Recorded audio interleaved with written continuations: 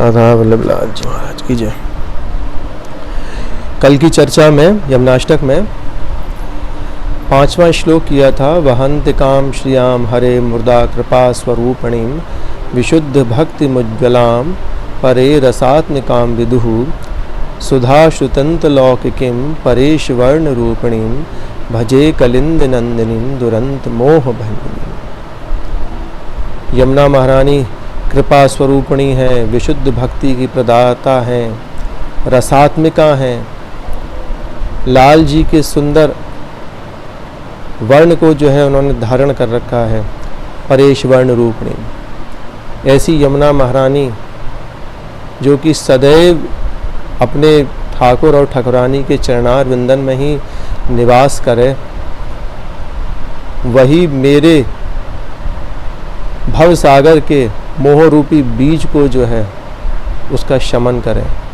ये हरवंश महाप्रभु ने प्रार्थना करी है। इसी क्रम में आगे के श्लोक का वर्णन करते हैं, जिसमें कि यमुना महारानी को उनका भाव दशा जब कोई सखी देख रही है, निरख रही है, तो वो कैसी हैं, क्या कर रही हैं, उनका यश किस तरह का है, वो हरवंश महाप्रभु ने अगले श्लोक में वर्णन किया है, जिसमें कह रहे हैं वो सुरेंद्र वृंद वंदिताम रसाधिधिष्ट ते वने सदोपलब्ध माधवाद भुतई कसदृशोन्मदाम अति विह्वलाम वह चलत तरंग दोलताम भजे कलिंद नंदिनीम दुरंत मोह भंजनी। कि यमुना जी का यश जो है वो कुछ इस तरह का है कि सुरेंद्र, सुरेंद्र का मतलब देवता लोग, देवता लोग जो हैं उनको सदैव प्रणाम करते हैं। और देवता प्रणाम करते हैं तो किस यश के कारण से करते हैं?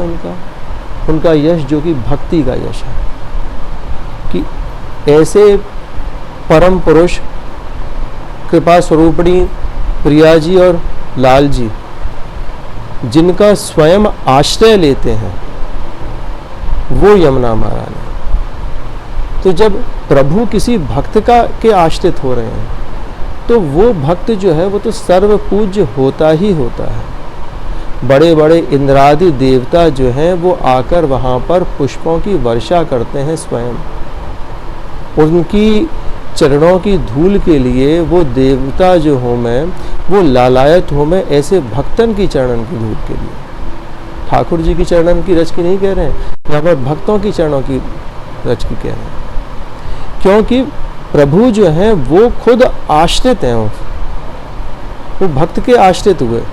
तो ऐसा भक्त जो है वो तो प्रभु से भी बड़ो मानो गया है कि ऐसे भक्त की श्रीअंग की छुपी हुई वायु भी अगर आपको मिल जाए तो वो भी आपके लिए प्रसाद ही है, वो भी आपके स्वभाव को जो है वो बदल सके, आपकी भक्ति को जो है वह में वर्धन कर सके। ऐसा भक्त हमेशा पूजनीय है। तो इसलिए कह रहे हैं सुरेंद्र वृंद वंदिताम रसाधिधिष्ट ते वने। अब ऐसा भक्त जो है वो रहवे कहाँ पर है, वो रहेगा कहाँ पर? ऐसा भक्त, ऐसा भक्त जो है वो हमेशा प्रभु के निज धाम में ही जो है वो विराजमान रहेगा और वो उसको कभी भी त्यागेगा नहीं।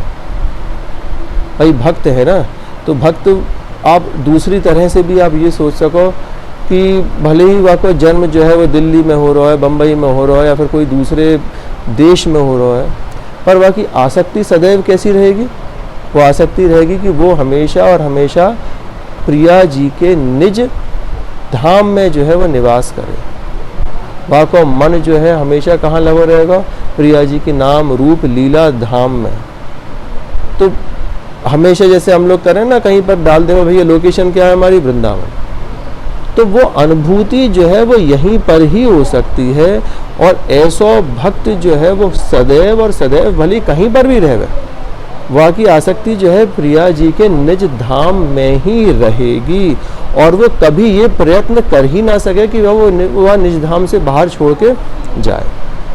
जिस तरह से ध्रुवदास जी कह रहे हैं कि भाई वृंदावन सतलीला में उनने गजब का वर्णन किया है वृंदावन के बारे में कि कैसा वृंदावन है, कितना भी कष्ट मिले मुझको, मैं वृंदावन को जो है वो कभी भी वाको परित्याग ना करूं। तो जहां पर भी हो आप, अगर आपने अपने हृदयस्थ में, हृदय कमल में वृंदावन रूपी धाम बना लिया, तो वहां पर तो श्री जी और लाल जी जरूर बैठेंगे। कुछ लोग कह रहे हैं कि भैया हमको जो है बाहर जाने में बहुत कष्ट हो गए। यही स्थिति जो है हरवंश महाप्रभु के समय पर बीठल दास जी की भी हुई थी कि बीठल दास जी को जब वृंदावन का परित्याग करना पड़ा तो उन्होंने महाप्रभु से पूछा कि महाप्रभु मेरा जीवन जो है वो तो आपकी ही झूठन खा के, आपको ही प्रसाद पाके जो है मैं अपने जीवन को यापन करूं। अब मुझको आप जब दूसरे देश जाने की आज्ञा दे रहे हो, जूनागढ़ जाने की आप आज्ञा दे रहे हो, तो मैं वहाँ पर कैसे रहूँगा। तो वहाँ पर हरवंश महाप्रभु ने संकेत रूप में अपने शिष्य को जो है ये विद्या बताई कि भैया तुम कहीं पर भी रहो, अपने हृदय पटल पर जो है उस हृदय को पूरा का पूरा वृंदावन बना के रखो। और जब वो वृंदावन बना रहेगा तो निश्चित बात है कि प्रिया जी की जितनी भी रति मंडली जो है वो वहाँ पर निवास करेगी। ठाकुर जी भी वहाँ पर निवास करेंगे, प्रिया जी भी वहाँ पर निवास करेंगी। उनको वो जगह जहाँ पर निवास करेंगे वो वृंदावन है ही है, और वहाँ पर सखी सहचरी जो है वो तो उनको आना ही पड़ेगा, क्योंकि वहाँ पर प्रियालाल है, वो कोई अन्यत्र कहीं पर जा नहीं सकती। इस कारण से उन्होंने कहा और बताया कि भैया वह जगह को वह वृंदावन ही मानिए, अपने हृदय कमल में वृंदावन ही मानिए।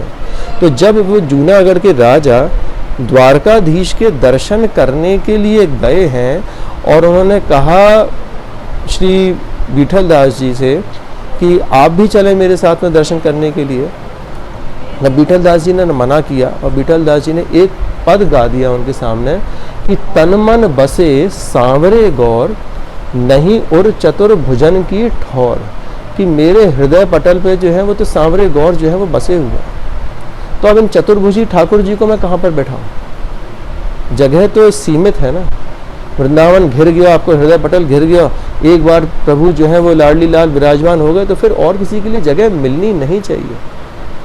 वो मन जो है ना वो तो एक बार बिकता है अपने प्रभु के पास ही, एक बार में ही जो है वो हर लेते हैं। अन्यत्र बार बार किसी का मन जाता है तो वो समझ लेना कि मन नहीं गया है, वो कुछ और ही कुछ दुविधा है आपकी। पर मन जो होता है वो तो जीवन भर में एक बार ही जो है प्रियालाल उसको अपने चरणों में अगर लगा लिया तो लगा लिया, वो स्थिति बड़ी बड़ी दुर्लभ होती है। तो ऐसे ही श्री बीठल दास जी को जो है वो स्थिति का मिली हरवंश महाप्रभु की कृपा से, और उन्होंने राजा को इस चीज़ से संबोधन किया। राजा ने पूछो कि भैया भैया को प्रमाण तो दो मुझको बीठल। तब उन्होंने अपने जब ऊपर के अंग वस्त्र उतार के दिखाए तो उनके शरीर में लता पतान के चिन्ह पूरे शरीर में जो है वो बने हुए, और उसी के साथ में उन लता पतान में से जो है प्रिया जी के नूपुरन की जो है वो झनकार भी सुनाई दी राजा को।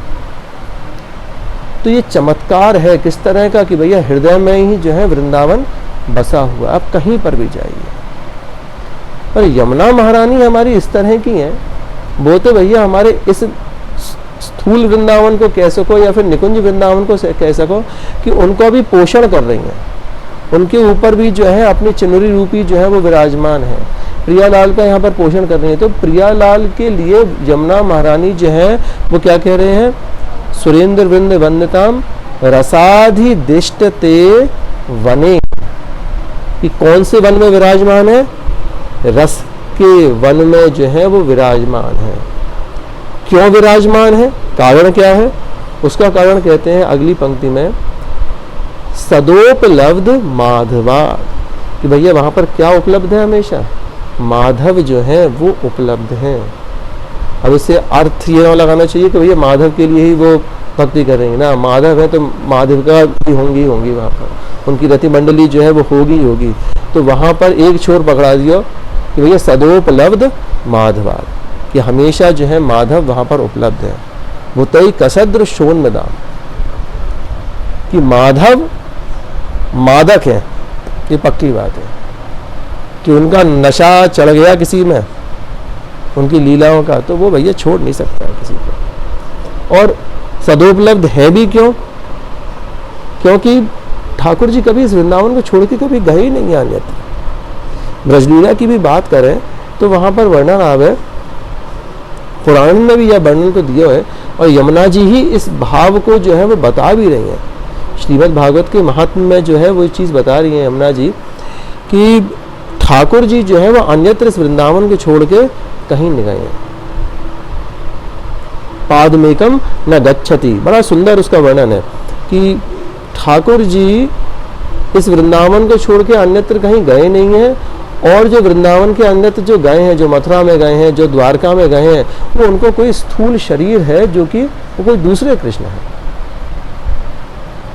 वृंदावन परित्यज्य पादमेकम न गच्छति, प्रभु एक चरण जो है वो भी बाहर नहीं निकाल पाते हैं इस वृंदावन से।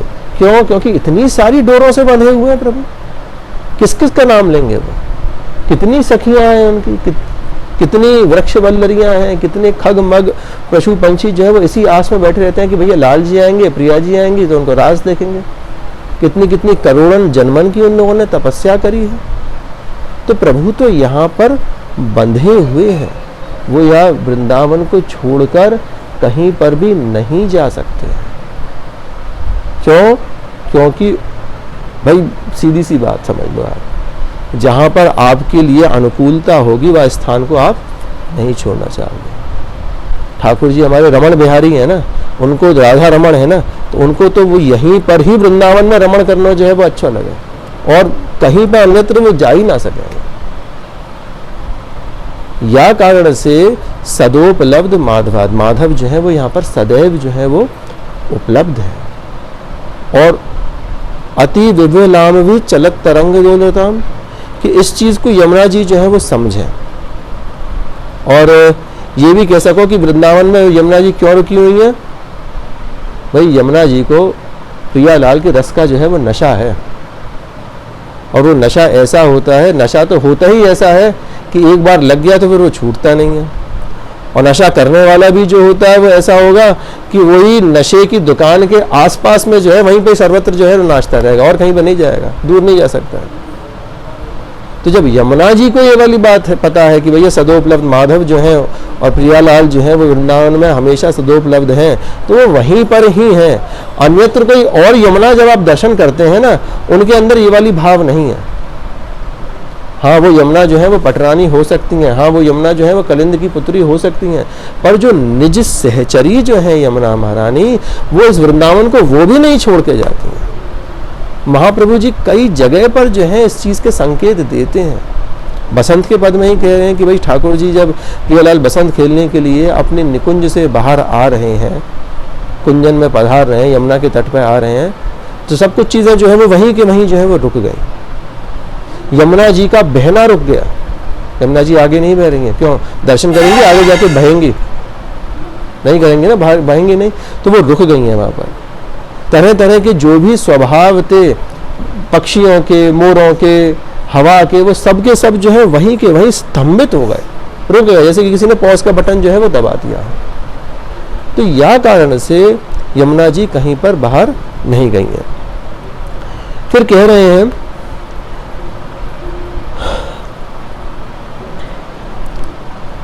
अतीव विव्वलाम वो चलत तरंग दोलताम, कि जब मादक पदार्थ आपको मिल रहा है, और बात ये हो गई कि भैया थोड़ा मिलो तो बाकी लत लग गई, अब क्या हो गए और चाहिए, फिर अगले दिन और चाहिए, और नहीं मिल पावे तो क्या हो गए, व्याकुलता हो गए, और मिल भी जावे तब भी जो है भैया हाँ भैया मिल गया मिल गया मिल गया मिल गया, इस तरह से नाचे कूदें। तो यहाँ पर यमुना जी के साथ में भी यही है कि जैसे ही प्रियालाल निकुंज प्रदेश में से निकलकर यमुना के तट पर जब विराजमान हो में, और वहाँ पर जब रास करना शुरू करें, तो वहाँ पर विह्वल हो जामे हमारी यमुना जी। अभी सुंदर पद गा रहे ना वहाँ कोई रास को कि आज गोपाल रास रस खेलत पुलिन कल्प तरु तीर री सजनी। कहाँ पर विराजमान है? यमुना जी के पुलिन पर। कैसे? कल्प तरु के कैसी तरुवर के नीचे, जो कि कल्प तरु है, जो कि इच्छाएं तुरंत के तुरंत पूर्ण करता है। किसकी इच्छाएं? ठाकुर जी की इच्छा, सखियों की इच्छा, प्रिया जी की इच्छा, जितनी सहचरियां हैं उन सब की इच्छा। तो भैया कोई को लग रहा है कि आज विचित्र तरह के जो है वो लाल रंग के जो है चंपा के फूल होने चाहिए। देखें कहीं लाल रंग के चंपा के फूल? हो में लाल रंग के चंपा के फूल में, लाल रंग के चंपा के फूलों में तो पता पड़ी वो विचित्र तरह के लाल रंग के चंपा के फूल खिले आए। कल्पतरु है ना। कोई कहे कि भैया चंपा में से आज जो है गुलाब की खुशबू आनी चाहिए, तो वैसे हो जाएगा। जो जैसो चाहवे वैसो वैसो जो है वो हो जावे। वैसी कल्पतरु के नीचे प्रियालाल जो है वो विराजमान है। वो कल्पतरु कहाँ पर है? बेस क्या है उस कल्पतरु का? यमुना को पुलिन। कब देख रहे हैं ये वाली चीज? आज। प्रेजेंट टेंस का पद है ये, बिल्कुल तुरंत के तुरंत देख रहे हैं वहां पर हरवंश महाप्रभु, तब लिख भी दे रहे हैं उसको कि आज गोपाल रास रस खेलत पुलिन कल्पतरु तीरिरी सजनी। सजनी का मतलब कि हाँ बुलवा रहे हैं, हाँ भाई सजनी देखो तो नहीं वाली चीज? वो कहेगी हाँ मैंने देखा। समाज में गाँव है ना कि एरी हाँ हाँ हाँ करके, तो एरी हाँ को क्या मतलब है? एरी स्त्रीलिंग कहा, किसके लिए कहा? सखी के लिए। कि एक सखी ने कुछ देखा तो उसने दूसरी सखी से हामी भरवाई, एरी हाँ हाँ, उसने भी कही क्या? हाँ। तो जब हाँ कह रहे हैं तो मतलब उस चीज को स्टैंप लगा दे रहे हैं कि भैया मैंने भी देखा तेने भी देखा। तो वहां पर सजनी का शब्द जो है वो आ गया। तो यमुना जी भी जो है उन्हीं सखी वृंदन के साथ में है। तो जब हरवंश महाप्रभु ऐसे ऐसे पदन को, जब रास के पदन को गान कर रहे हैं, तो उनको पता है कि भैया रास की व्यवस्थाएं भी पहले से करनी पड़ेंगी। तो वहाँ पर प्यारी यमुना जी जो है अपने तरंग रूपी हस्त कमलों से जो है ठाकुर जी के लिए सुंदर, प्रिया जी के लिए सुंदर सुंदर बालुका का जो है बिल्कुल कर्पूर मिश्रित बालुका, जैसी कैसी धवल बालुका, कैसी सफ़ेद बालुका, जैसे कि कपूर होता है, ऐसा कपूर जैसी सुंदर बालुका का जो है वो रास मंडल निर्माण कर दे रही है।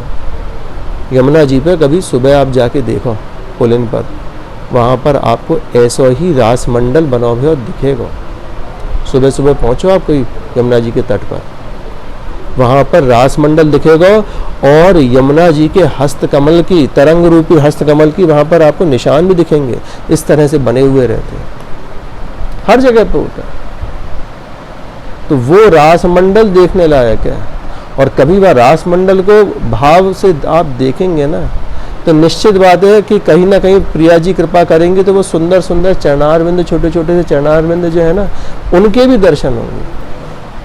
और ज़्यादा कृपा हो गई तो उनके चरणन में जो जावक लगी होगी ना, वहाँ को भी कहीं ना कहीं पराग जो है उन चरणन की छाप के साथ में जो है वो लगा हुआ मिल जाएगा। ऐसा सुंदर तट जो है, ऐसा पुलिन का जो सुभग सुखदायक तट जो है वो यमुना जी को है। और वो हमेशा विह्वल होके इस बात को बताते हैं कि भैया मेरे प्रियालाल जो है वो मेरे पास में है। तभी कह रहे हैं अति विभवलाम वह चलत तरंग दोलताम। चल कैसे रही है? खूब हाथ उठा उठा के, खूब हाथ उठा उठा के उछल रही है अपने तरंग रूपी हाथों को उछाल के। क्यों? कि आज मेरे प्रभु जो है मेरे कल्प तरु पे आए हैं, मेरे तीर पर आए हैं, मेरे पुलिन पर विराजमान हो रहे हैं। और पुलिन पर जब विराजमान है तो भैया कौन ना खुश होगा। ऐसा अतिथि आ गया घर में, ऐसा अतिथि जो कि मेरा पोषण कर रहा है, भैया प्रणाम है ऐसी यमुना जी को। तो ये बहुत सुंदर वर्णन है कि अति विभवलाम वे चलत तरंग दोलताम भजे कलिंद नंदिनी दुरंत मोह भंजनी। होना भी ऐसा ही चाहिए कि हमेशा उनके चरण कमल के रस के लिए आपको उन्मत्त होना चाहिए। उन्मत्त कैसे? महाप्रभु जी कह रहे हैं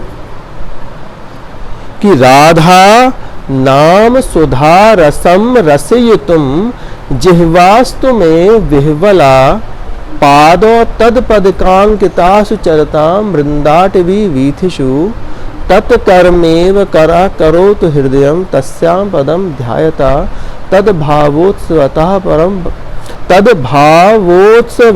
परम भवतु में तत् प्राणनाथ रति ही, कि उनके प्राणनाथ में मेरी रति हो। प्रिया जी के क्या क्या करते हुए, कुछ करना है उसके लिए, क्या कि राधा नाम सुधा रसम रसय तुम, कि प्रिया जी का सुधा रूपी अमृत रूपी नाम जो है आप हमेशा लेते रहें। ये ऐसा नाम है, ऐसी नामवाणी है जिससे कि आपका कलिमल जो है वो दूर हो रहा है, आपके मन का जो है वो मार्जन हो रहा है, तन का जो है वो मार्जन हो रहा है सेवा करते करते। तो उसके लिए आपको कैसे रहना है, हमेशा विह्वल रखनी है अपनी जीभ।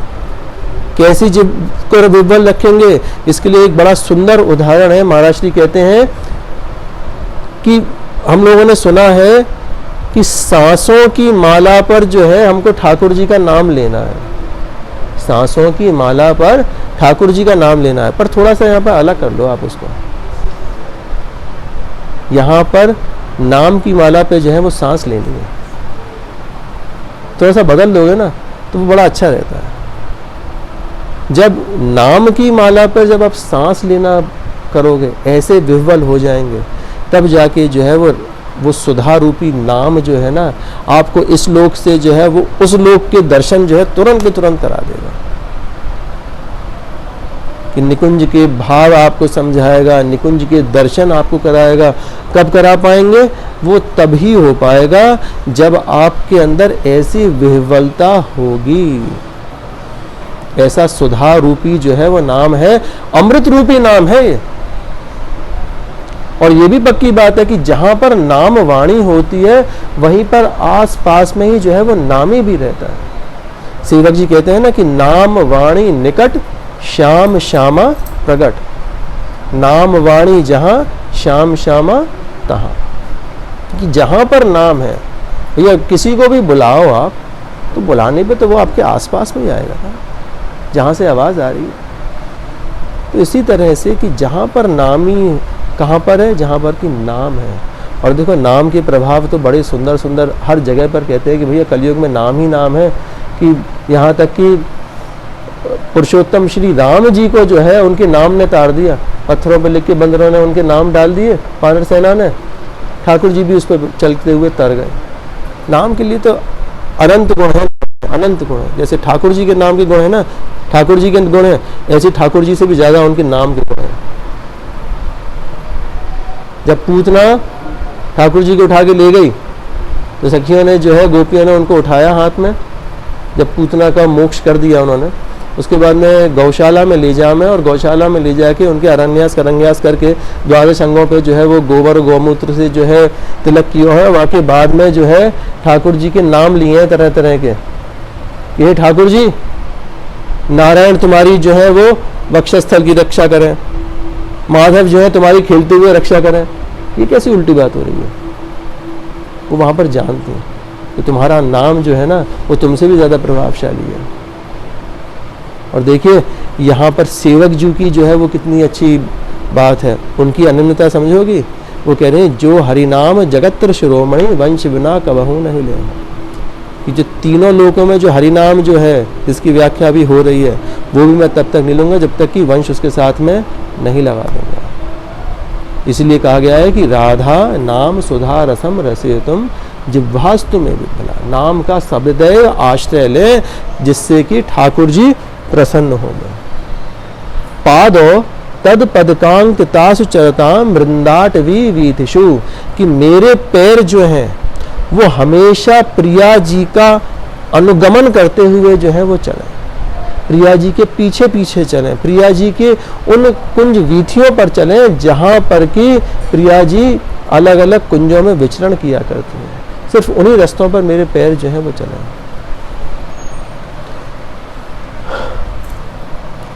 तत्कर्मेव करोतु हृदयम तस्या पदम ध्यायता, मेरे हृदय मेरे हाथ सिर्फ उन्हीं के निमित्त जो है वो सेवा करें, और मेरे हृदय में उनके चरण कमलों का सदैव जो है वो ध्यान भी रहे। भाई देखो जो भी कार्य किया जाता है वो हाथों से किया जाता है, चला जाता है पैरों से करा जाता है, क्रिया है ये।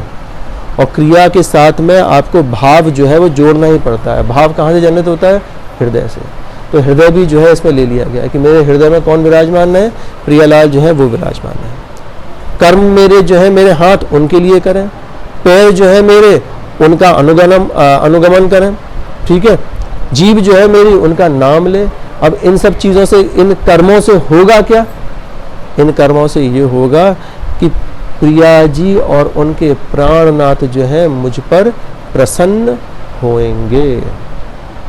ऐसी विह्वल जो हैं वो यमुना जी रहती हैं सदैव। उनको अगर दर्शन नहीं हुए मंगला के उपरांत वन विहार में लाल जी के, प्रिया जी के, उनको वन विहार में कभी राजभोग के बाद में दर्शन नहीं हुए, उनके तट पर रास नहीं खेला, तो वो विह्वल हो जाती है। किस बात से जो है वो देर से हो गई? हो सकता है कि भैया प्रिया जी ने कोई ज्यादा भारी श्रृंगार धारण किया हो, इसलिए लेट हो गए, इसलिए देर हो गई आज उनको। कहीं कहीं पर जो है वो महाप्रभु हित सखी के स्वरूप में उनको चेताते हैं, भान दिलाते हैं कि भैया आप श्यामानुराग में इतना मत खो कि शाम जो है, मोहन जो है वो यमुना जी के तट पर वंशी नाद कर रहे हैं और आपको सुनाई नहीं दे रही है, आप ऐसी इतनी जो है ध्यान में आप चली गई हो। तो वहां पर हरवंश महाप्रभु ध्यान दिलाते हैं उनको, सुन मेरे बचन छबीली श्री राधा, तरह तरह से देख बन की बात राधे।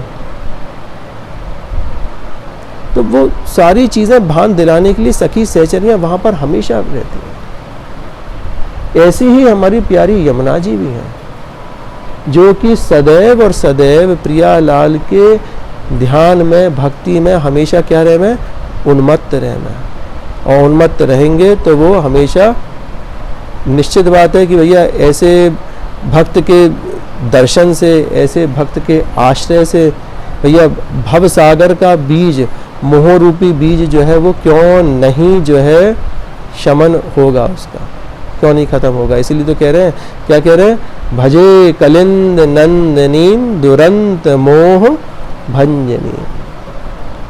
जय जय श्री हितहारी वंश।